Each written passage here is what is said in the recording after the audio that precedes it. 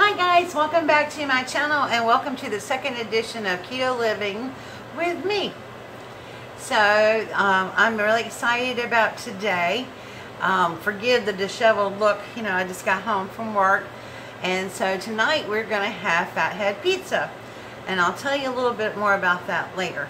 But first of all, I went through some of the questions and things that people left me, so I thought I would answer a few of those. Yes, I do keep an eye on my calories. I eat between 1,500 and 1,800 calories a day. Now, while that may seem like a lot and not lose weight, I have steadily lost weight. I've been losing about 2 pounds a week on an average for about 10 pounds a month. And, you know, I didn't put the weight on overnight. Well, I guess in my case, kinda, since it was steroid induced, but it's better to lose it slowly. That way you don't have so much excess skin if you're really heavy and wanting to lose weight, or it's just better because that way you don't put it all back on when you go through. So I thought I would tell you just a couple of things. One is, somebody asked me about supplements, and I do take supplements. Let me tell you what I take and tell you why. So I take B complex, and I realize this is probably backwards to you, but I'll list everything down below in the description box. I take B complex every day. Keeping up with your B's is a good way. It keeps your metabolism on track, and it helps you function better. And then I take vitamin D3, because if you don't have enough vitamin D in your body, you are not going to lose weight. It will hinder your weight loss tremendously. So if you can go to your doctor and say, can you test my vitamin D levels, you might be surprised to see what you find. Mine was low.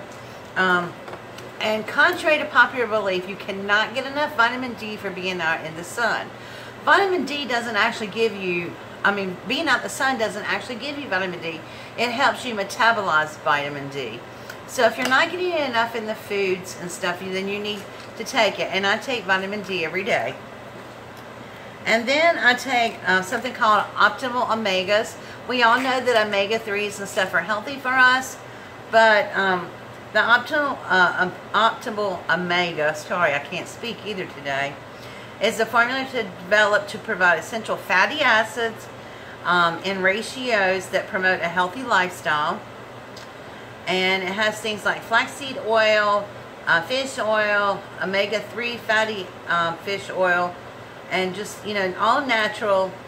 And all these are organic that I take. I do not take things that you can buy cheap in the store, because you don't know what's in them, for one thing. A lot of times the capsules are just made out of sugar and the product is actually watered down. And then another thing that you need in your body that sometimes it gets depleted. Hold on one moment, my camera is shifting. Whoops, sorry about that. But one thing you need that sometimes that we find depleted in our body, that's essential not only to weight loss but helping us sleep good at night and things, is magnesium. And a lot of times we're also low on magnesium, and so I take a little teaspoon every night about an hour before I go to bed, and it really has helped promoted nice sleep for me, because I've always had a problem sleeping. So these are what I take, the supplements that I take every day. And of course I'll leave below in the description box what they are again, what they do, and where you can get them from. But it is important to buy organic supplements, because you want to make sure that what's in there is pure, and what's in there is what's in there. Because like I said, a lot of things kind of are watered down, and the capsules sometimes that they put in them are sugar, and you don't want to put sugar in your body, especially if you're on a ketogenic diet. So with that being said, let me put these out of the way. Okay, so one moment. Okay, so have you ever had camera malfunction and nothing you can do to make it seem right? Well, that's kind of what I'm having tonight. Another thing that's important in a ketogenic diet is to make sure that you always get plenty of water. Hydration is optimal. Not only is it good for you for weight loss, but it's also good for your skin, your hair, when your body's dehydrated, you don't function properly. And it can cause major problems with different organs and things. So make sure you get plenty of hydration. And I also take, I'll just show you a little packet here. I also use electrolytes in my water because on the ketogenic diet, you're going to be flushing us, particularly drinking lots of water, you're going to be flushing out different things out of your body, sodium and different things like that. So I use Ultima electrolytes. They have no sugar in them. They're organic and they're all natural. So these are really good. And personally, I like the pomegranate, I like grape, and I like orange. Sometimes I mix them all together and make a bunch. And if you have to have something sweet in it, you can just add a little bit of swerve to it, or stevia or something, whatever you use. Just not artificial sweeteners. Make sure that what you're using is real. And I was so excited, I found this the other day and I wanted to show it to you. My favorite substitute for sugar used to be Splenda, but it's so bad for you. But Splenda has now came out with this product here, and it's Splenda Naturals made with stevia extract. Now what's so cool about this, people that don't like stevia, me, will like this because it says Splenda Naturals made with 2 non-GMO sweeteners, stevia leaf extract and erythritol. So it kind of combines like the same thing that's in Swerve and stevia. But stevia leaves are steeped in hot water to extract the sweet parts of the leaves and then undergo a process to separate, filter, and purify the extract. Erythritol is produced by a fermentation process. And one thing I read on here that I thought was different is that Splenda brand has been committed to bringing you the great taste, blah, blah, blah, blah, blah. But Splenda Naturals is made with stevia extract, but not just any stevia extract. Splenda Naturals gets its unique sweetness from the Reb D, one of the tastiest extracts directly from the stevia leaf. We believe the D stands for delicious. Until now, you've only may have tasted sweeteners with Reb A, which can have a bitter aftertaste. By using Reb D, we truly unlock the natural sweet taste of stevia. And I have to tell you, I give this product an A+. Now, this product is not sponsoring me in any way, but when I find a good product that's a little bit less costly than Swerve, I'm going to let you know. I still like Swerve, but it is pricey. It's about $8, $9 for a small bag. These come in this size, like the 40. I've been using them in my coffee, and they're wonderful. So I'm really happy with those. Alright, with that being said, we are going to make Fathead pizza tonight. And Fathead pizza is exactly what it sounds like. It's fat and it's, you know, it's a nice pizza blend. And what we're going to use is, it calls for a 1.5 cups of mozzarella, which I did not buy pre-shredded mozzarella. I bought a block of mozzarella and shredded it myself because the pre-shredded stuff is not good for you. It's either coated with cellulose, which is made from wood, the stuff they make wood out of, or potato starch. Either one has carbs in it and you don't want to, you know, use that. I did use full-fat mozzarella. We're also going to use 3/4 cup of almond flour. Now, I did a mixture. I did the almond flour that's extra fine, and I did the almond flour meal. I think the almond flour meal gives it a little bit of a creamy texture on the bottom like a regular pizza would, but this I think makes it taste better. And then we're going to use 2 tablespoons of cream cheese. I use Philadelphia cream cheese because it has no carbs. And then we're going to use 1 egg. And I've already beaten them up. I wanted to try to get most of this done so that we wouldn't have to do that when we started cooking. Now those are all ingredients that you're going to need for the pizza, except when you get the crust laid out, we're going to sprinkle it with some seasoning. I'm using some Italian seasoning, and this is by Wild Tree. It's organic and it's just a wonderful flavoring. So that's all we're going to need for the pizza part. Then when we get our crust done, now this is important. Whatever meat you put on this pizza, you're going to want to make sure it's already cooked, because you're not going to leave it in there very long. You're just going to leave it in there until the cheese that you put on top is melted. So it's really important that the cheese is already done. And you're going to preheat your oven to 425 degrees.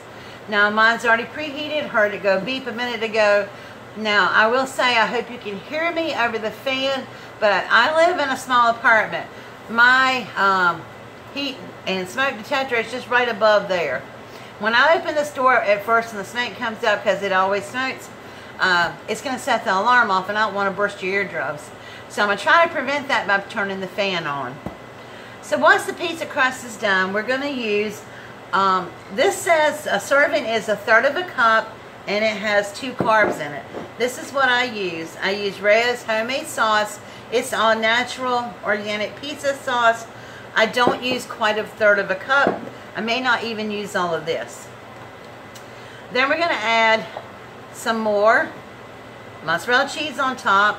But just to give it a little bit different flavor, I'm going to grate up some parm on it. And I may even break up some slices of Gouda. And it's okay to buy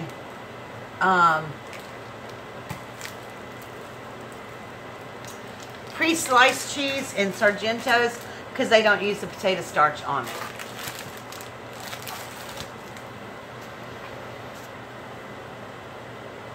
Okay, so thought my camera cut off for a minute. I was just checking it. Then to go on top of my pizza, I am going to put some pre-cooked sausage. This is Jimmy Dean's pre-cooked sausage. Yes, it's not organic, but I really like that brand. I'm going to use some pepperoni. And then I'm going to use some sliced prosciutto. I love prosciutto. So that is for the topping portion, and we don't need all this right now, so I'm just going to put this to the side. Now, the first thing you're going to do to make this is you're going to melt the cheese in the microwave, and then you're going to give it a good stir. So I'm going to put you on pause for a minute and bring you down to the counter so that you can see, and I'll be right back. Okay, we're back. So right now I have the 2 tablespoons of cream cheese, and I'm going to put the 1.5 cups of mozzarella cheese. I think I said 1.5 cups. If I didn't say 1.5 cups, I meant 1.5 cups. I can't remember. So we're going to put all of that in the bowl. And you're going to want to use a microwave bowl. Now, if you have an aversion to using a microwave, you can put this in the oven and heat it like 300 just for until it gets really soft and melty. Then take it out and do the same thing. But it only stays a minute in the microwave, minute 30 seconds. So anyway, I'm going to put this in the microwave for a minute.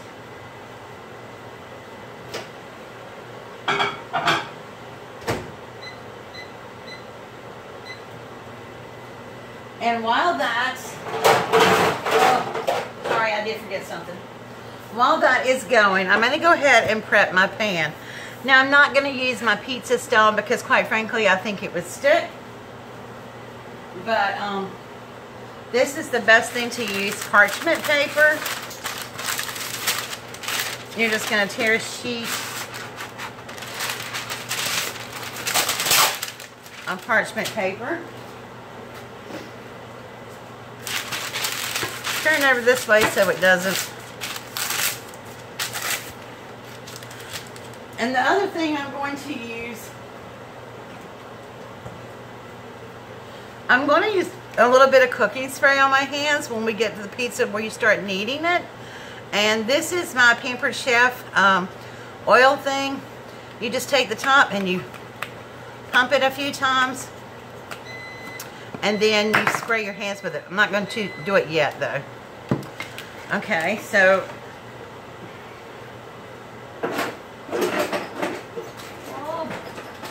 why didn't I get this done before? Okay, so you can see this is after a minute, and it's pretty good already, actually. It's got a little lumps of cream cheese, but the cream cheese and the mozzarella comes together. So I'm just going to put it in there about 20 more seconds. Ooh, all that ooey gooey. Mozzarella cheese, you gotta love it.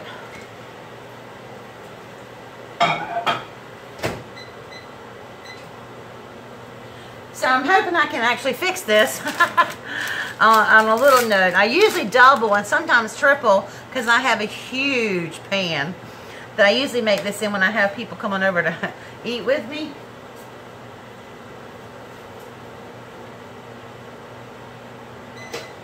Okay.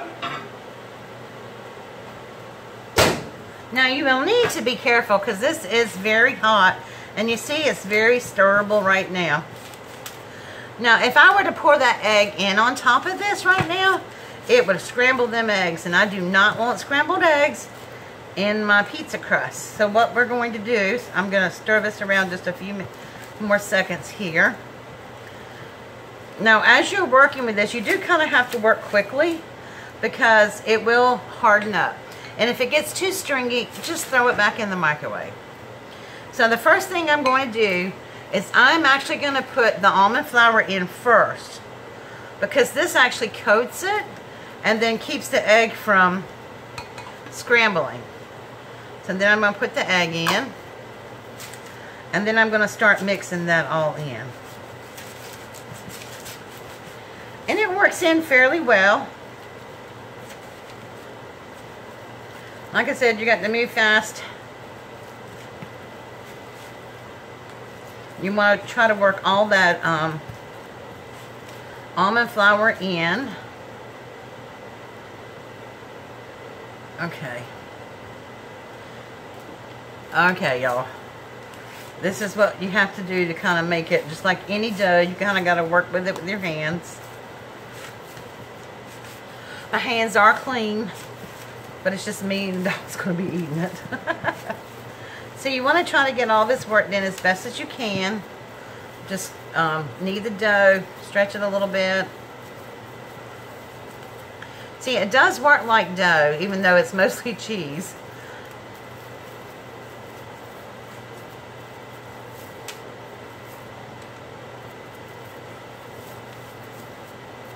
But it does tend to stick to your hands. And that's why I said you might want to spray it. Or some people just wet their hands. But I kind of like the way that the oil on top of the piece makes it, the top of the dough makes it brown nicely.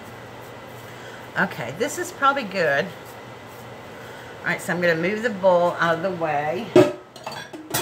And then move my pan out, and I'm just going to plop that in the middle. And I'm going to wash my hands right quick to get some of this excess off. And then I'm going to spray it. I know that sounds weird, but I don't want to mix. I don't know. I'm strange. Okay. So I'm going to get the dough part off. Then I'm just, remember I pumped this up, so I'm just going to lightly spray my hands. Just spray one side and rub it together. And then put that back on. Okay, then next you're going to start spreading the dough out.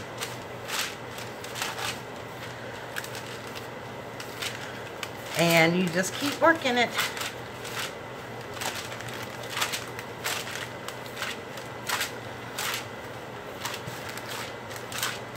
Now I tend to like mine a little bit on the thin side. And trust me, I'm not going to eat this whole pizza tonight. This will probably be left over for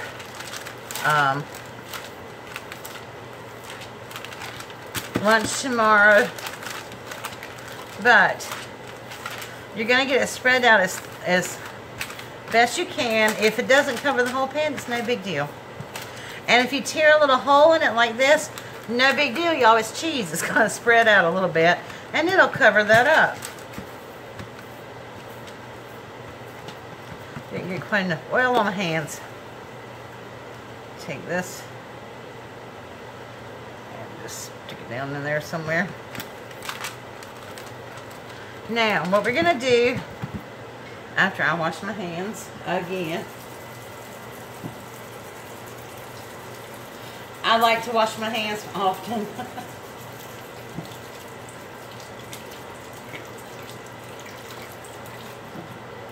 But you saw how quickly this comes together. If you just do a little prep work and get all your stuff together, this comes together great. Now we're going to take a fork, and some people call this docking or whatever, but we are going to put some little holes in it. And the reason why, it keeps it from bubbling up. So we're going to put this in the 425-degree oven for about 8 minutes. And then we're going to check it, make sure it has no bubbles in it. And if it does, we're going to pop them. And then we're going to let it sit in there for about 12 more minutes. That's about 12 minutes until it gets lightly brown. You don't want it to get all the way brown. And yeah, it's not in the perfect circle shape, but it's okay. It's handmade pizza. Alright, so I'm going to put this in the oven and we'll check it in about 8 minutes. Okay guys, so it's been about 8 minutes, and you see what I mean about puffiness? So all I'm doing is taking the fork now, putting this back down, didn't mean to tear that. Uh-oh. Ouch. I sincerely apologize for that. I told you I was having malfunctions. So here we go. I'm about ready to take the pizza out of the oven.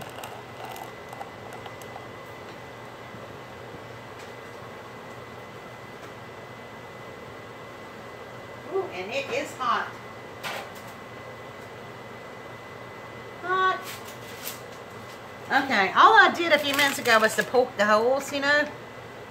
So it is nice and lightly golden brown.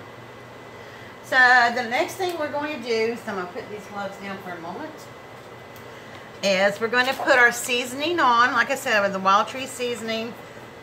This is Italian seasoning. And I'm only going to put just a tiny, well, you know what, I'm going to put the sauce on first. Nah, I'm going to put this on first. Can't make my mind up.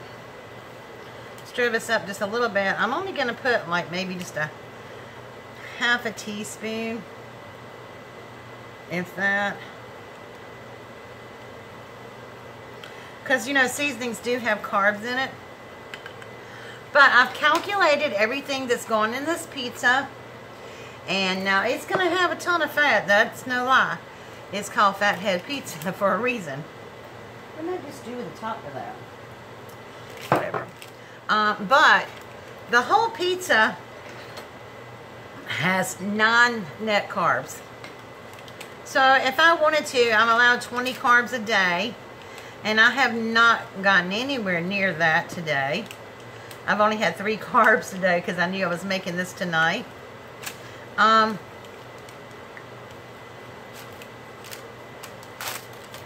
You can eat the whole pizza. Now, the problem is I can't eat the whole pizza because I couldn't fit it all in there. I just couldn't eat that much. And I'm telling you, kids, I did use the whole, wasn't quite a third of a cup, just about. But kids love it too, because, I mean, what's not to love? Oh my gosh, it's cheese. And you will never know that it has almond flour in it.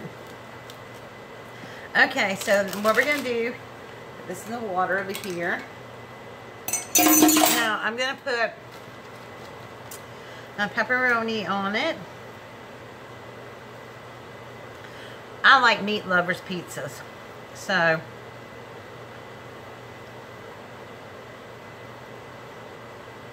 I put, you know, nice amount of pepperoni on here. I have 2 dogs down here waiting for me to drop a pepperoni for them. They're being so patient. Here you go. Ricky, you ready? Ricky. There you go. There's your pepperoni. Alright. There you go. Okay, then we're going to put our little sausage on it. And remember, this is pre-cooked sausage. Everything you want on here, you're going to want cooked because this is not staying in there that long. And then the piece de resistance. I love prosciutto. It's one of my favorite meats. And surprisingly, it's low in calories. Y'all know where a piece of that pepperoni went, right? In my mouth.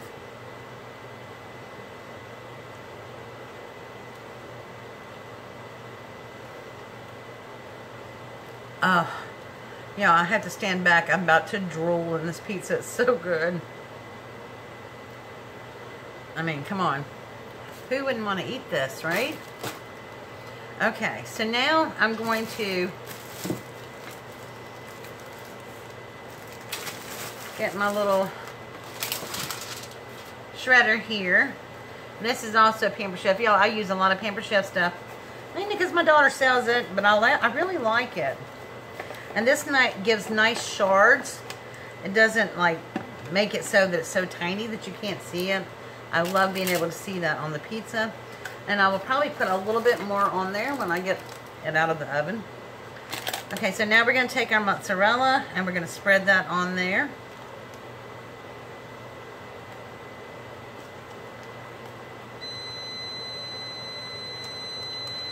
And I reheated the oven up after I took this out. I had to leave the door open just a few minutes.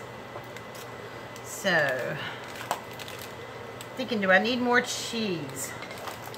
I'll put a few more shards of parm on here.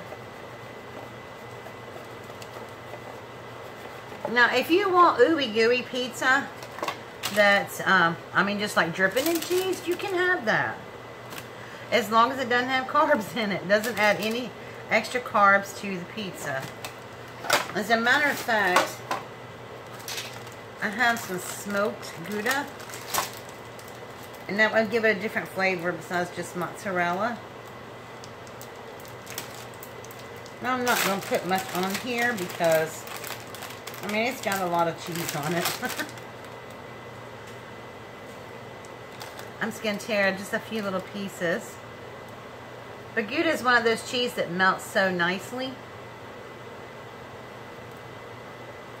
And so is Fontina. If you're looking for a nice melting cheese, Fontina is a good one too. Nice Italian cheese. I know you guys want a piece too, y'all. My dog loves cheese. Y'all have dogs that love cheese? My dog loves them. Alright, there you go. There you go. Bye. Okay, like I said, now, this is going back. Ooh, I can touch it now. This is going back in the oven just until the cheese melts. And at 425. So I'm going to keep my eye on it. And then I'm going to clean up a little bit here, and then I'll be right back. Okay, guys, voila, we have our pizza. And oh my gosh, I'm salivating over here. I cannot wait. So I have my pizza cutter, which I guess y'all know where that came from too. So basically what I'm going to do, ooh, it's still warm and gooey. I'm going to pull this back a little bit from the edge because it's a little hard to cut. And this pan. I'm going to cut this in half, basically half. And I'm going to eat half pizza tonight. And it's only 4.5 carbs for the whole pizza. And I can't tell you how excited I am to eat this. Let's see, let me find me a plate.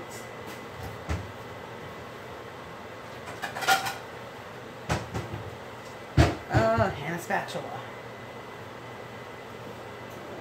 I'm going to cut it up just a little bit more, I think, because I can't put that big old piece of pizza in my mouth. So I'm going to wrap 1/2 up when it cools down a little bit.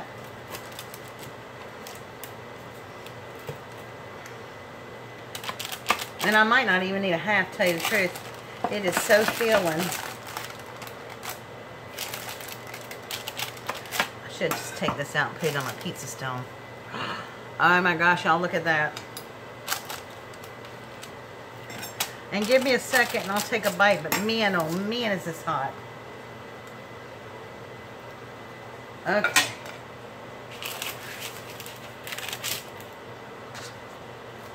I'm going to try, I think me and the dogs will probably eat this half, but I'm going to put that half up. Alright, I'm going to raise you up. Close your eyes. Oh my gosh, y'all, I'm so excited about this pizza. I hope you are too. Hang on a second.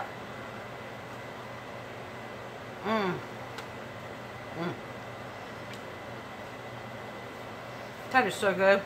Oh, it's amazing.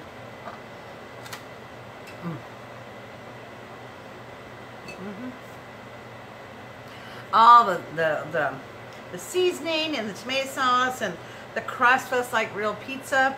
It's nice and crunchy, and it's just really good.